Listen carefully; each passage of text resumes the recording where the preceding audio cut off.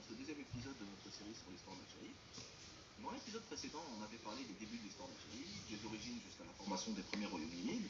Dans cet épisode, on va voir les conditions dans lesquelles ces deux royaumes ont été unifiés pour former le fameux royaume de Numidie. En 250 avant Jésus-Christ, le territoire algérien était partagé entre quatre grandes entités. Le Sahara était une vaste zone peuplée de tribus nomades qu'on appelait les Gétules. Sur le littoral, il y avait une série de villes affiliées à la fédération de Carthage. Ces villes étaient de culture punique, c'est-à-dire phénicienne ou encore canéenne. Elles étaient régies de manière plus ou moins démocratique par un système de suffètes, et Carthage, leur capitale, assurait des fonctions régaliennes, monnaie et protection militaire. Entre le littoral et le désert, il y avait deux royaumes numides. À l'est, le royaume massile du roi Gaïa, et à l'ouest, le royaume macécile du roi Sifax. Le royaume de Gaïa est à cheval sur l'est algérien et l'ouest tunisien.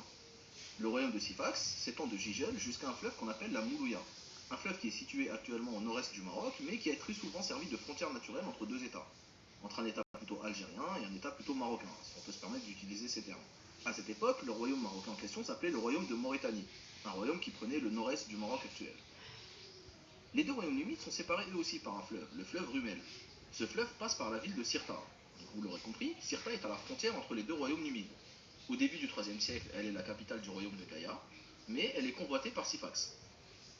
Il y a une chose à savoir. Aujourd'hui, beaucoup présentent les royaumes numides comme des royaumes berbères opposés à Carthage. On les présente comme des royaumes berbères faisant face à la colonisation carthaginoise, et on a l'impression qu'il s'agit de deux mondes opposés. En réalité, ce n'est pas ça du tout. Carthage, les villes puniques et les royaumes numides appartiennent tous à la même sphère culturelle. C'est ce qu'on appelle le monde libyco-phénicien. Un monde ethniquement et culturellement à la fois libyque, c'est-à-dire berbère, et phénicien. Le pays est habité par des populations berbères fortement influencées par la culture phénicienne, et la culture phénicienne en question est elle-même fortement influencée par la culture berbère. Gaïa et Sifax ont chacun une ville punique pour capitale, ils parlent punique dans la vie de tous les jours, ils utilisent l'alphabet punique dans leur monnaie, et même politiquement, ils ont des liens très étroits avec Carthage. Gaïa, par exemple, était le fils d'un suffète, un genre de magistrat punique. On ne sait pas dans quelles circonstances il a conquis le pouvoir, mais c'est fortement probable qu'il l'ait fait avec l'aide ou au moins avec l'accord de Carthage. Il était allié militairement à Carthage et entretenait même des liens matrimoniaux avec les dirigeants puniques. Un grand général carthaginois avait promis de donner sa fille en mariage à son fils aîné. De son côté, Sifax était plutôt hostile à Carthage. Il a plusieurs fois tenté de leur prendre des villes du littoral, et il était en conflit permanent avec les Massiles, qui étaient les alliés de Carthage. Les deux rois vont être entraînés dans un conflit de plus grande ampleur, les guerres puniques entre Rome et Carthage. À cette époque, Carthage est une superpuissance, une puissance économique et diplomatique. Elle gère une fédération de cités, au Maghreb, en Espagne et dans plusieurs îles de la Méditerranée. Elle a des bonnes relations avec les peuples voisins et ces derniers lui fournissent des mercenaires. Rome, quant à elle, est une puissance militaire en pleine expansion. Son territoire est encore confiné à l'Italie, mais elle possède une armée puissante et assoiffée de conquêtes. Le conflit est inévitable entre les deux nations. Il va éclater en moins 264 en Sicile. Les causes du conflit sont assez rocambolesques. Un conflit avait éclaté entre des cités grecques de Sicile et des mercenaires qui se sont rebellés. Rome et Carthage ont été appelés par les cités grecques pour calmer le conflit. Donc, au début, Rome et Carthage sont allés dans le conflit, mais elles se retrouvent vite dans des camps opposés. Les mercenaires sont partis demander protection à Rome contre Carthage, alors qu'à la base, Rome les combattait. Ça a entraîné une guerre entre les deux grandes villes. Cette guerre a duré 3 ans et s'est déroulée principalement sur mer. Carthage avait une puissante flotte, mais a quand même perdu. Les causes du traité de paix ont été assez dures pour Carthage. Elle doit quitter la Sicile, limiter sa flotte et payer un tribut monétaire à Rome. C'est une véritable humiliation. Et comme si ça ne suffisait pas, une guerre civile a éclaté à Carthage car la ville n'avait plus d'argent pour payer ses mercenaires.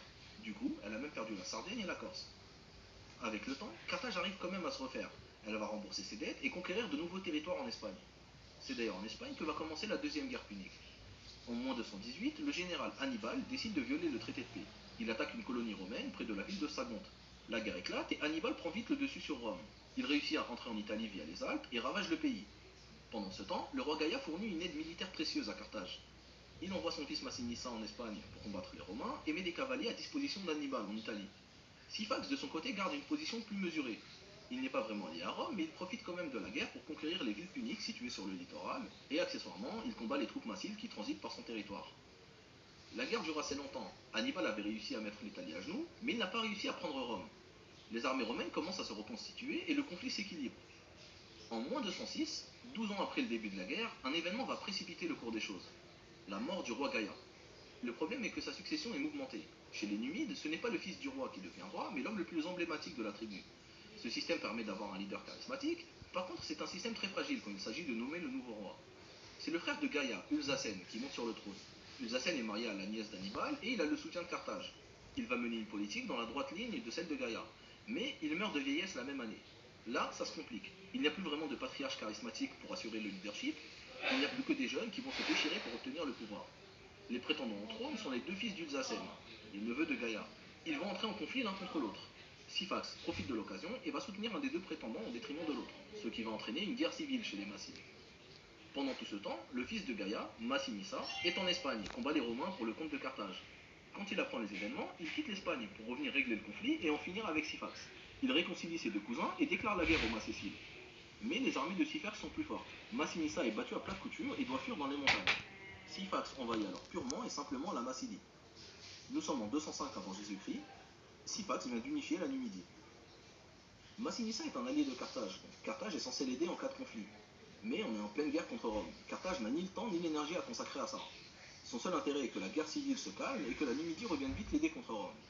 Carthage pense à son intérêt et reconnaît Syphax roi de Numidie. Le général Hasdrubal propose même une alliance militaire à Syphax.